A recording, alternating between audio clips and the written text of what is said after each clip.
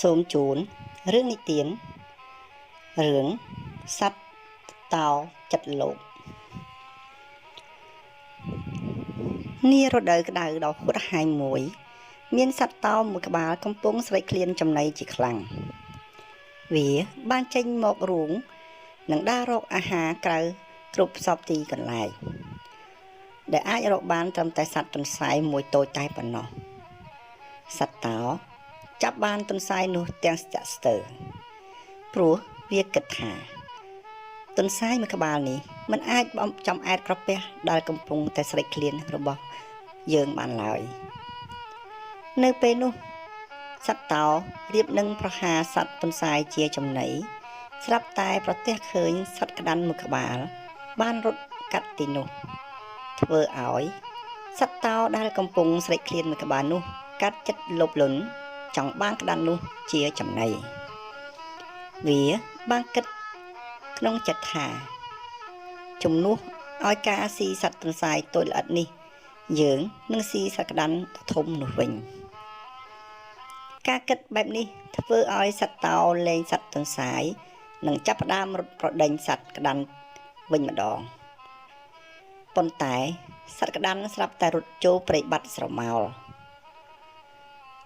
ឥឡូវសត្វតោមានអារម្មណ៍ថក់ស្ដាយជាខ្លាំងដែលបានប្រឡែងសត្វទន្សាយនោះ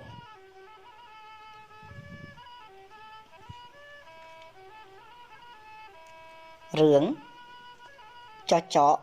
និងសេះបង្កង់កាលពីព្រេងនាយមានសត្វសេះបង្កង់មួយក្បាលតែងតែមកស៊ីស្មៅនៅក្បែរជើងភ្នំថ្ងៃមួយមានចចកមួយក្បាលបានមកចិត្តវាហើយខ្សឹបប្រាប់សេះទូថាបងសេះបងត្រូវប្រយ័ត្នខ្លួនបន្តិចព្រោះមានសត្វខ្លាដំបងមួយគិតចង់ស៊ីបងជាចំណីមិនយូរប្រមាណមានខ្លាដំបងដ៏ធំមួយបានហក់បំរុងនឹងចាប់សេះស៊ីប៉ុន្តែ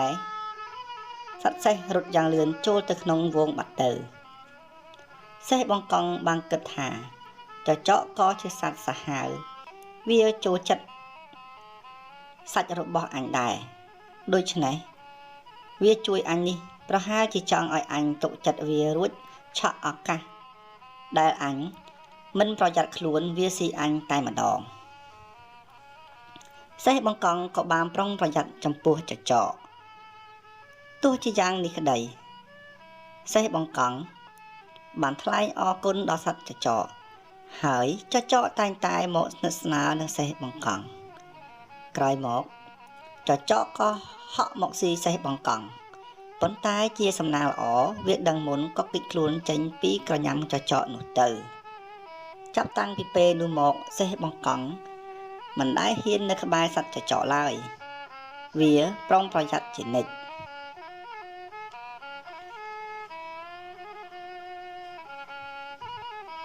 សូមជូនរឿងនិទានរឿង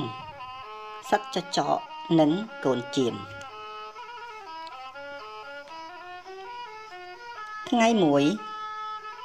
មានសត្វជៀមតូចមួយក្បាលកំពុងស៊ីស្មៅជាមួយនឹង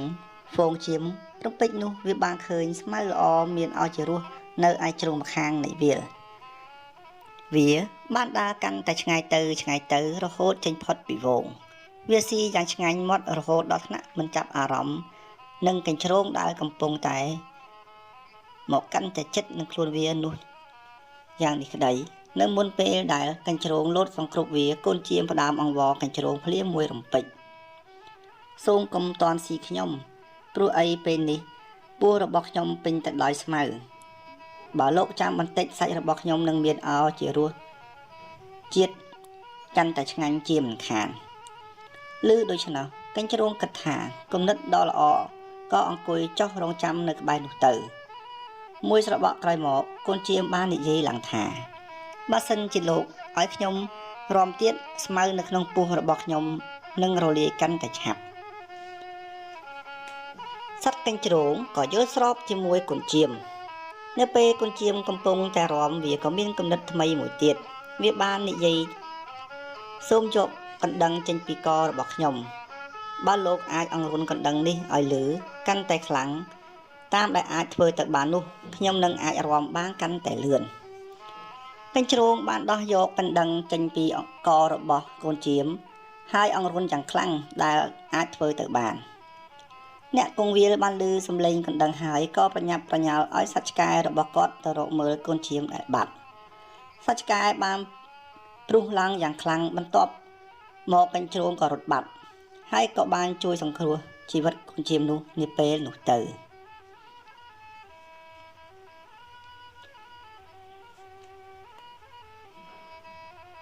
រឿង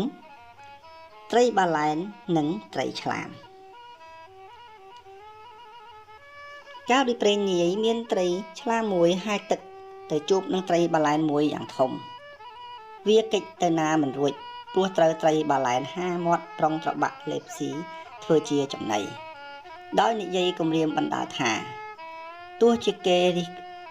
គន់ថាត្រីធំស៊ីត្រីតូចក៏ដោយក៏យើងមិនខ្វល់ឡើយតែពេលនេះយើងមិនស៊ីឯងទេបើសិនជាឯងនៅប្រមូលហ្វូងត្រីឆ្លាមឯទៀតមកឲ្យយើងស៊ីឲ្យបានច្រើននោះត្រីឆ្លាមឮដូច្នេះក៏គិតមួយសន្ទុះហើយក៏ឆ្លើយប្រាប់ត្រីបាឡែនវិញថាខ្ញុំអរគុណណាស់ដែលបងត្រីបាឡែនមិនស៊ីខ្ញុំតែខ្ញុំមិនអាចទៅបោកប្រាស់ញាតិមិត្តយកមកឲ្យបងត្រីបាឡែនស៊ីនោះទេសូមបងមេត្តាស៊ីខ្ញុំវិញចុះខ្ញុំរីករាយនឹងធ្វើជាអាហាររបស់បងល្អជាងនាំយកបងប្អូនខ្ញុំឯទៀតមកធ្វើជាអាហាររបស់បងឯងត្រីបាឡែនស្ដាប់ត្រីឆ្លាមនិយាយដោយក្តីអាណិត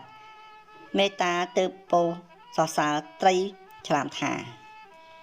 យើងទើបនឹងយល់ថាឯងជាត្រីឆ្លាមដ៏ល្អបំផុតដោយសុខចិត្តស្លាប់ជំនួសញាតិមិត្តក្រុមគ្រួសាររបស់ឯងដូច្នេះយើងមិនស៊ីត្រីឆ្លាមឯងទេយើងនឹងដោះលែងឯងឲ្យមានសេរីភាពវិញ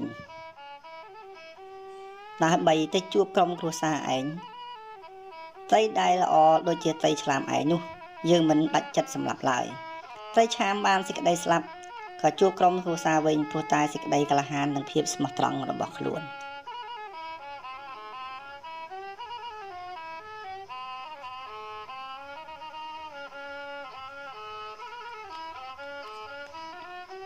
រឿង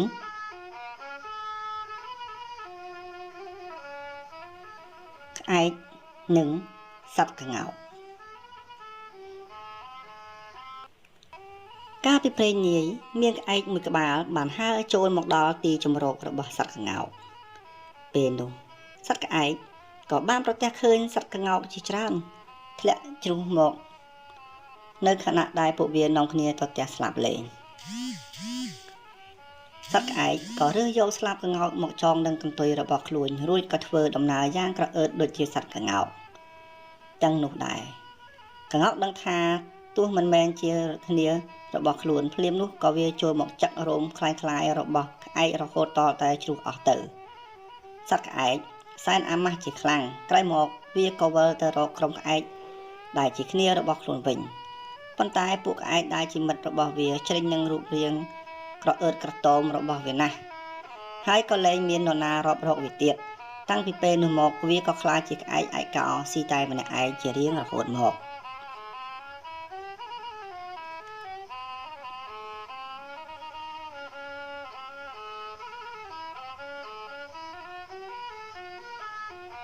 រឿងគោនិងសត្វឆ្កែកាលពីដើមឡើយមានគោមួយបានបបួលឆ្កែចូលមកធ្វើស្រែឆ្កែក៏ឆ្ងល់ក៏សួរគោតើយើងធ្វើស្រែដោយមិនដាច់ទៅ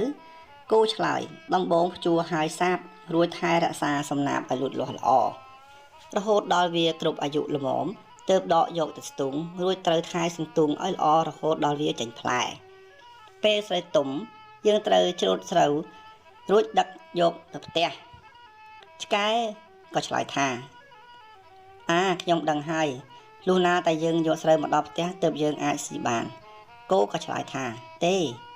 ឯងនិយាយខុសហើយយើងត្រូវយកវាទៅបោកនឹងបែនរួចហាលទើបយកវាមកបុកឲ្យបានជាអង្ករឆ្កែក៏ឆ្លើយថាយីអីក៏យូរម្លេះគោយើងអាចស៊ីបានលុះណាតែយកអង្ករទៅដាំបាយ ឆ្កែព្រះអើយលំបាកណាស់ហើយយូរទៀតខ្ញុំមិនធ្វើទេសុខចិត្តស៊ីសំណល់សល់ពីគេវិញប្រសើរជាងឯងទៅរកអ្នកផ្សេងធ្វើជាមួយទៅគោក៏ឆ្លើយថាបើឯងខ្ជិលក៏តាមចិត្តឯងទៅចុះខ្ញុំនឹងទៅធ្វើស្រែជាមួយមនុស្សវិញប្រសើរជាងចាប់តាំងពីពេលនោះមកឆ្កែបានត្រឹមតែស៊ីកាកសំណល់ពីមនុស្សចំណែកគោវិញសុខចិត្តធ្វើស្រែជាមួយមនុស្សទឹមភ្ជួរស្រែរហូតមកដល់សប្តាហ៍ថ្ងៃនេះ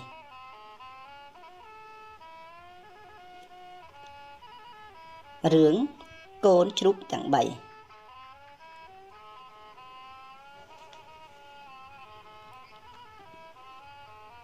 នៅក្នុងប្រឡងមួយមានកូនជ្រូក3ក្បាលនិងចចក1ក្បាលរស់នៅសត្វចចកតែងតែប៉ងស៊ីកូនជ្រូកទាំង3នេះជាអាហារវាបានព្យាយាមចាប់កូនជ្រូកទាំងនោះធ្វើជាច្រើនលើកច្រើនសារប៉ុន្តែពួកវាតែងតែប្រុងប្រៀបរត់គេចជានិច្ចនៅថ្ងៃមួយចចកបានគោះទ្វារកូនជ្រូកហើយនិយាយឡើងថាសួស្ដីសម្លាញ់ខ្ញុំមកប្រាប់ពួកឯងអំពីផ្លែប៉េងប៉ោះដ៏ឆ្ងាញ់នៅក្នុងចំការចេញមកក្រៅមកខ្ញុំនឹងនាំពួកឯងទៅទីនោះកូនជ្រូកតបវិញថាអរគុណសម្លាញ់ចូលត្រឡប់មកវិញនៅម៉ោង 5 ល្ងាចពួកយើងនឹងទៅជាមួយឯងភ្លាមនោះដែលសត្វចចកបានចាក់ចេញហើយសត្វជ្រូកបានធ្វើដំណើរទៅកាន់ចំការនិងយកមកវិញនៅផ្លែប៉េងប៉ោះទុំពណ៌ក្រហមមួយកន្ត្រកធំសត្វចចកមួម៉ៅជាខ្លាំងប៉ុន្តែវាសាកល្បងសំណាងរបស់វាម្ដងទៀតសត្វចចកបានអញ្ជើញសត្វជ្រូកម្ដងទៀតតោះទៅចំការផ្លែប៉ោមទាំងអស់គ្នាជ្រូកនិយាយពួកយើងនឹងជួបឯងនៅម៉ោង 6លើកនេះសត្វចចកបានមកដល់ចំការនៅម៉ោង 5ប៉ុន្តែជ្រូកបានឡើងទៅដល់ខាងលើដើមឈើទាំងអស់រួចទៅហើយនៅពេលពួកវាបានឃើញចចកពួកវាបានគប់ផ្លែប៉ោមដាក់សត្វចចកធ្វើឲ្យចចកធ្វើអ្វីមិនបានត្រឹមតែរត់គេចខ្លួនតែប៉ុណ្ណោះរឿងសត្វខ្លានិងមនុស្ស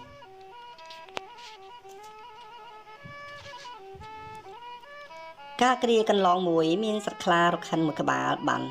ប្រាប់សត្វខ្លាមួយក្បាលទៀតអំពីអនុភាពដ៏ខ្លាំងក្លានៃមនុស្ស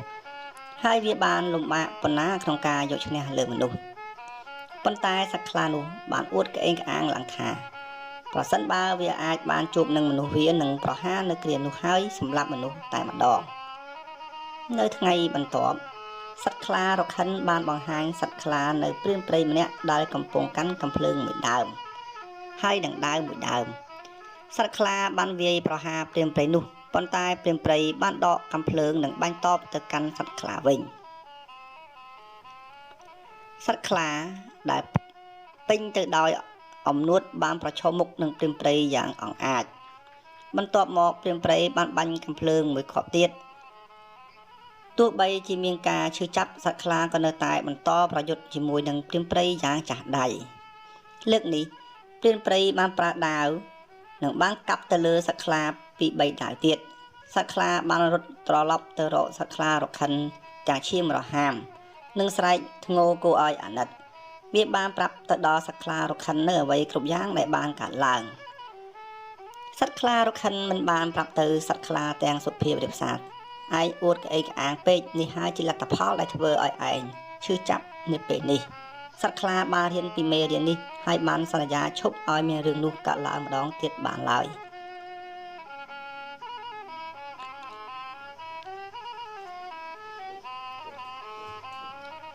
រឿងលាល្ងងការគ្រាមួយមានសត្វឆ្កែព្រៃមួយក្បាលជាបរិវារនៃសត្វតោរៀងរាល់ថ្ងៃឆ្កែព្រៃនឹងផ្ដល់អំណឹងអំពីកន្លែងវាបានជួបប្រទះនឹងចំណីសត្វតោនឹងចេញទៅប្រមាញ់ចំណីនោះរួចស៊ីចំអែកក្រពះនិងទុកចំណែកខ្លះទៅឲ្យសត្វឆ្កែព្រៃពួកវាទាំងពីរបានរស់នៅយ៉ាងសុខសាន្តជាមួយគ្នាមានគ្រាមួយសត្វតោបានធ្លាក់ខ្លួនឈឺអស់រយៈពេលជាច្រើនថ្ងៃដែលមិនបានចេញទៅរោងប្រមាញ់សត្វចំណីវាបាននិយាយទៅកាន់ឆ្កែព្រៃថាយើងធ្លាក់ខ្លួនឈឺហើយឃ្លានទៀតដោយសារតែយើងមិនបានស៊ីចំណីពី3ថ្ងៃហើយទៅរកចំណីខ្លះមកឲ្យយើងបើមិនដូច្នេះទេយើងនឹងស៊ីឯង សត្វឆ្កែព្រៃបានដើរស្វែងរកចំណីពេញព្រៃហើយទីបំផុតវាក៏ប្រទះឃើញនឹងសត្វលាមួយក្បាលកំពុងស៊ីស្មៅវាបានដើរចូលទៅជិតនិងនិយាយឡើងថាសម្លាញ់លាអើយខ្ញុំបានស្វែងរកឯងយូរណាស់មកហើយស្ដេចនៃព្រៃនេះចង់តែតាំងឯងជាអ្នកនាំសាររបស់គាត់សត្វលានិយាយឡើងដោយការចង់ដឹងចង់ឮថាអញ្ចឹងមែនឬតោះទៅជួបគាត់សត្វឆ្កែព្រៃបាននាំសត្វលាទៅក្នុងរូងរបស់សត្វតោនៅទីនោះសត្វតោបានលោតសង្គ្រប់សត្វលាហើយសម្លាប់វានៅពេលនោះទៅសត្វតោនិងសត្វឆ្កែព្រៃចែកគ្នាស៊ីចំណីអាហារយ៉ាងសប្បាយសត្វលាដ៏កំសត់ភ្លេចខ្លួនបានគិតថាភាពលោភលន់និងតក់ក្រហល់ជារឿងអាចធ្វើឲ្យខ្លួនមានវិនាសរឿងនិទានរឿងបុរសកំជិល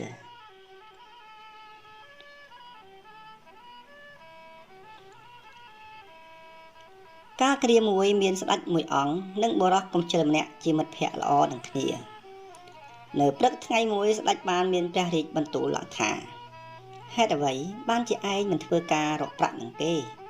បុរសកំជិលបាននិយាយថាគ្មាននរណាផ្ដល់ការងារឲ្យទូលបង្គំឡើយសត្រូវរបស់ទូលបង្គំបានប្រាប់ដល់រាល់គ្នាថាទូលបង្គំមិនដែលធ្វើការទាន់ពេលវេលាឡើយស្ដេចមានសន្តានចិត្តល្អបានមានព្រះរាជបន្ទូលថាឯងអាចចូលទៅនៅក្នុងឃ្លាំងទុកដាក់រតនសម្បត្តិរបស់យើងហើយប្រមូលលុយទ្រព្យសម្បត្តិតាមដែលអាចប្រមូលយកទៅបានរហូតដល់ព្រះអាទិត្យអស់ស្រង់គុតបុរសកំជិលបានប្រញាប់រួលរះត្រឡប់ទៅផ្ទះដើម្បីយកដំណឹងនេះប្រាប់ដល់ប្រពន្ធរបស់ខ្លួននាងបាននិយាយថាឆាប់ទៅយកមាសកាក់និងត្បូងនានានៅពេលនោះភ្លាមបងមិនអាចទៅបានទេនាពេលនេះឲ្យអាហារថ្ងៃត្រង់បងស៊ីមុនសិនបន្ទាប់ពីអាហារថ្ងៃត្រង់រួចគាត់ក៏ដេកសម្រាកអស់រយៈពេល1ម៉ោងបន្ទាប់មកនៅក្នុងពេលរសៀលរៀងជ្រេកបន្តិចគាត់បានដើររើសបាវមួយចំនួនឡើងដើរតម្រង់ទៅព្រះរាជវាំងនៅតាមផ្លូវមេឃក្តៅស្អុះស្អាប់គាត់ក៏ចូលទៅអង្គុយនៅក្រោមម្លប់ឈើដើម្បីសម្រាកបន្ទាប់មក2ម៉ោងបានកន្លងផុតទៅក៏បានក្រោកឡើងដើរទៅមុខទៀតប៉ុន្តែក៏បានឃើញបរិសម្នាក់កំពុងបង្ហាញសៀករហ័សខំគាត់ក៏ឈរមើលអស់រយៈពេល1ម៉ោងទៀតនៅពេលដែលគាត់បានទៅដល់វាំងវាដល់ពេលនឹងព្រះអាទិត្យអស់ស្ដង្គត់ទៅហើយ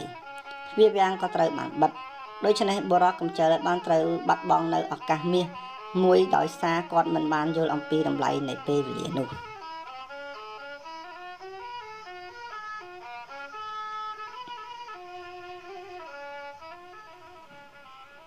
រឿងប្រជៀវនិងសត្វឆ្កាមាននិទានមួយបាននិយាយថាមានប្រជៀវមួយបានធ្លាក់មកដីហើយត្រូវបានឆ្កាចាប់យកពេលនោះប្រជៀវបានអង្វរឆ្កាឲ្យដោះលែងខ្លួនឆ្កានិយាយធម្មតាទេឆ្កាត្រូវតែចាប់បក្សីស៊ីជាចំណីអាហារប្រជៀវដោះសារបើឆ្កានិយាយបើឆ្កាស៊ីតែបក្សីខ្ញុំខុសហើយព្រោះខ្ញុំគ្រាន់តែជាកណ្ដុរមានស្លាបមួយក្បាលតែប៉ុណ្ណោះឆ្កាតលអំរេះក៏លែងប្រជៀវទៅបន្តិចក្រោយមកប្រជៀវធ្លាក់ដីម្ដងទៀតហើយទៅឆ្កាចាប់ម្ដងទៀតឆ្កានិយាយម្ដងនេះយើងត្រូវតែស៊ីឯងព្រោះយើងជាសត្រូវនឹងកណ្ដុរប្រជៀវដោះសារខ្ញុំជាកណ្ដុរមែនតែជាកណ្ដុរនាំសារពិសេសដែលព្រះអិនតែងតាំងបើបងហ៊ានស៊ីខ្ញុំព្រះអិននឹងដាក់ទណ្ឌកម្មបងជាមិនខានឆ្កាខ្លាចអញក៏លែងកណ្ដុរទៅវិញទៀតតាំងពីនោះមកប្រជៀវតែងតែប្រយ័ត្នខ្លួនជានិច្ចមិនដែលធ្វេសប្រហែសឲ្យធ្លាក់មកដីទៀតទេហើយវារស់នៅក្នុងទីងងឹតតែប៉ុណ្ណោះ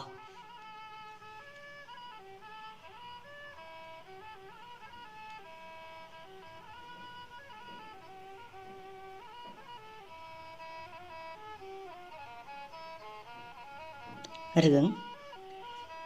សត្វស្វានិងសត្វអូតមានសត្វអូតមួយរស់នៅក្នុងព្រៃវា វាមានទម្លាប់អាក្រក់មួយគឺវាចូលចិត្តនិយាយបន្ទោសបង្អាប់ចំពោះរូបរាងរបស់អ្នកដទៃវាបានបន្ទោសបង្អាប់សត្វដំរីនិងនិយាយថាអូមើលណឯងមានរូបរាងធាត់ឡើងត្រលុកនិងអាក្រក់មើលណាស់ទេវតាប្រទានកន្ទុយដល់ទៅពីរគឺមួយនៅខាងក្រោយនិងមួយទៀតគឺនៅខាងមុខចំពោះសត្វរមាសវាបាននិយាយថាគ្រប់សត្វទាំងអស់ដែលមានស្នែងពីរហើយឯងនេះមើលទៅចម្លែកជាងគេគឺមួយនៅស្នែងតែមួយហើយស្ថិតនៅលើច្រមុះរបស់ឯងនៅពេលដែលវាបានជួបនឹងសេះបង្កង់វាបាននិយាយជារឿយៗថាឯងមានបន្ទាត់ខ្មៅទាំងនេះមានប្រយោជន៍អ្វីគ្រប់សត្វទាំងអស់មានអារម្មណ៍មិនល្អសោះចំពោះរឿងនេះថ្ងៃមួយសត្វស្វាដ៏ស្លូតត្រង់មួយក្បាលបានជួបនឹងសត្វអូតនិយាយឡើងថាអូលោកអូតតើលោកកំពុងធ្វើអ្វីហើយធ្វើដំណើរទៅណាជាមួយនឹងដុំពពកនៅដ៏អាក្រក់នៅលើខ្នងរបស់លោកនឹងចូលមើលកដ៏អាក្រក់និងមានរាងកោងរបស់លោកទៅលើរាងកាយដ៏តូចដូចនេះតើលោកធ្វើអ្វីបានជាករបស់លោកវែងដូចនេះសត្វអូតទទួលអារម្មណ៍ឈឺចាប់ជាខ្លាំងនៅពេលដែលឮសម្ដីនេះធ្វើឲ្យវាបានរៀននៅមេរៀនសម្រាប់ជីវិតឥឡូវវាបានដឹងពីអារម្មណ៍របស់សត្វដទៃទៀតចំពោះពាក្យសម្ដីរបស់វាដូច្នេះចាប់ពីពេលនោះមកវាបានបញ្ឈប់នៅទម្លាប់អាក្រក់នោះដោយខ្លួនឯង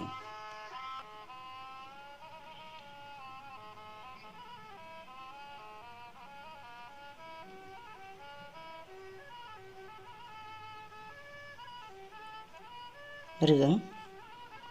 ចាប់តុកនិងមេអំបៅ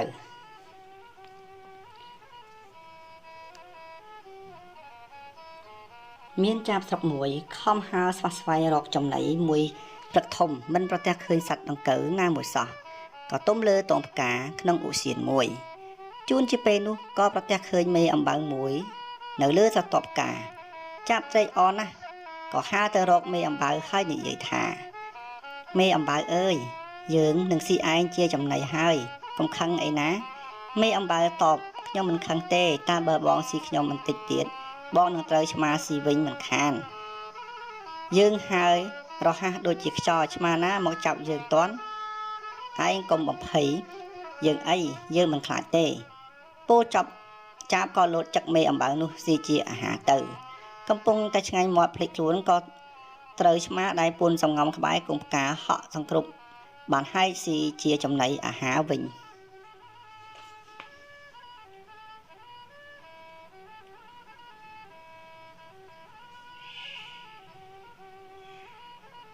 រឿងដំរីទឹកនិងសត្វស្វា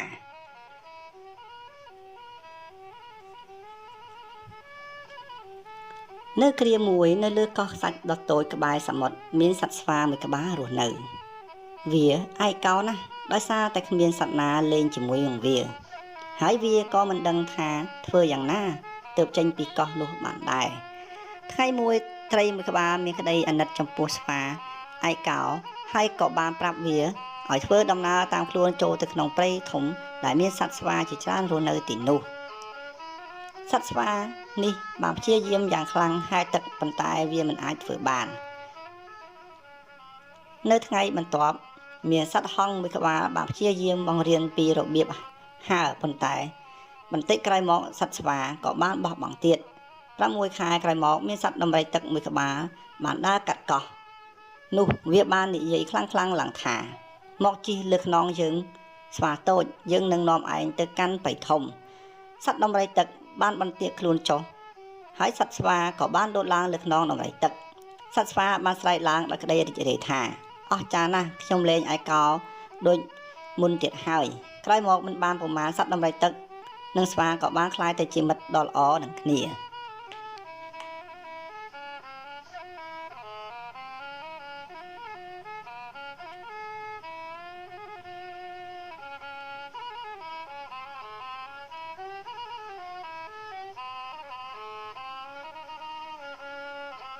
រឿងពស់កន្ទុយវែងនៅក្នុងព្រៃមួយមាន សត្វណាមានកន្ទុយវែងជាងនឹងខ្លាយជាស្ដេចនៃព្រៃនោះនៅយប់នៃខែពេញបរមី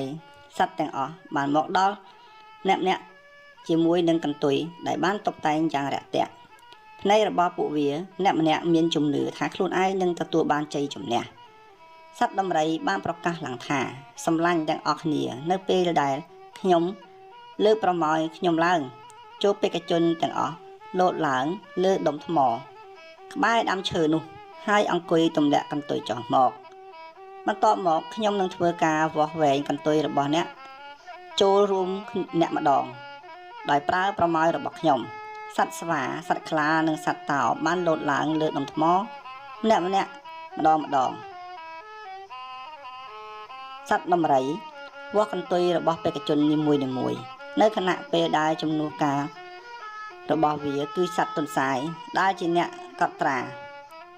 នៅរង្វាស់ទាំងនោះចូលទៅក្នុងសៀវភៅសត្វដំរីមានការច្របូកច្របល់ជាខ្លាំងព្រោះថាតើសត្វមួយណាដែលនឹងទទួលបានមង្គតខ្លាចជាស្ដេចនៃព្រៃដោយសារ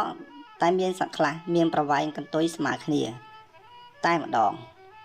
រំពេចនោះស្រាប់តែមានសត្វពស់មួយក្បាលវាចូលមកយ៉ាងស្ងប់ស្ងាត់ឃើញដូច្នេះសត្វទន្សាយបានស្រែកឡើងថានោះយើង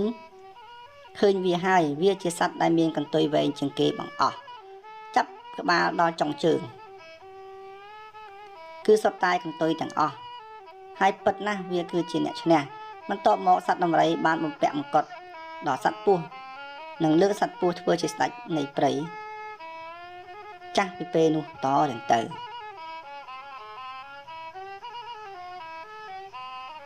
រឿង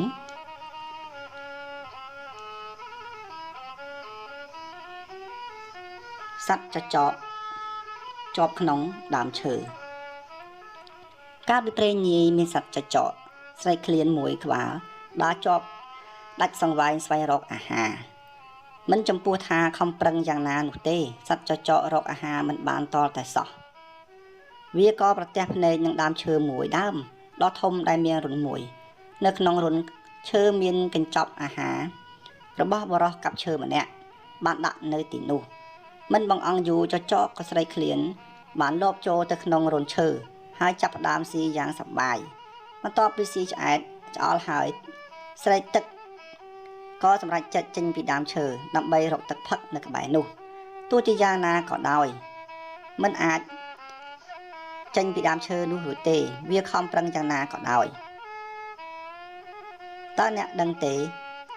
មូលហេតុពីអ្វីដោយសារតែចចកស៊ីអាហារច្រើនហួសដល់ថ្នាក់ធ្វើខ្លួនរបស់វាឲ្យប៉ោងធំពោះមិនអាចចេញពីរុនឈើនោះបានភ្លាមនោះអ្នកកាប់ឈើបានមកដល់ហើយបានឃើញអាហារទាំងអស់ត្រូវចចកស៊ីគាត់ខឹងជាខ្លាំងក៏សម្លាប់ចចកនោះទៅហង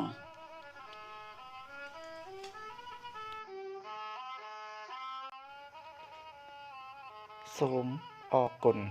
សូមពុកម៉ែបងប្អូនជួយចុច Subscribe Channel YouTube ចុច Like Channel YouTube ខ្ញុំបាទផងខ្ញុំបាទនឹងខិតខំស្វែងយករឿងនិទានល្អៗបែបអប់រំយកមកអានជូនពុកម៉ែបងប្អូនសន្តាប់សូមអរគុណ